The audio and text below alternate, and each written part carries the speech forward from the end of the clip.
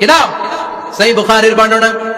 Shaddad ইবনে আউস রাদিয়াল্লাহু তাআলা আনহু বর্ণনা করে বলেন, কেউ যদি দিনের বেলা একবার সাইয়্যিদুল ইস্তিগফার পড়ে, ওই দিন যদি লোকটার মৃত্যু হয়ে যায়, মুহূর্তের মধ্যে লোকটার জান্নাতি ঘোষণা দিয়ে দিবে কে?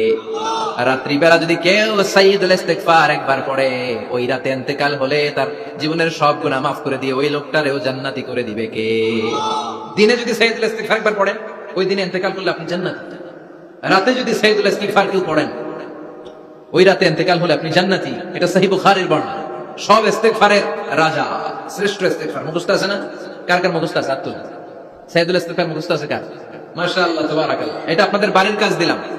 যাদের মুখস্থ নাই তারা গুগলে সার্চ করবেন সাইয়্যিদুল ইস্তিগফার, লেখামাত্রই পেয়ে যাবেন। বইতে আছে, বিভিন্ন ইসলামিক দোয়ার বইতে আছে, গুগলে ইউটিউবে সার্চ দিলে পেয়ে যাবেন। এই সাইয়্যিদুল ইস্তিগফার প্রতিটা মুমিনের অন্তরে থাকার দরকার আছে না নাই? আল্লাহুম্মা আনতা রাব্বি لا إله إلا أنت خلقتني وأنا عبدك وأنا على عهدك ووعدك ما استطعت أعوذ بك من شر ما صنعت أبوء لك بنعمتك علي وأبوء لك بذنبي فاغفر لي فإنه لا يغفر الذنوب إلا أنت سبحان الله। এটার নাম সাইয়্যিদুল ইস্তিগফার। এটার নাম কি? কত হাবিজাবি দোয়া যে বানায় বানায় পড়ে তার শেষ নাই।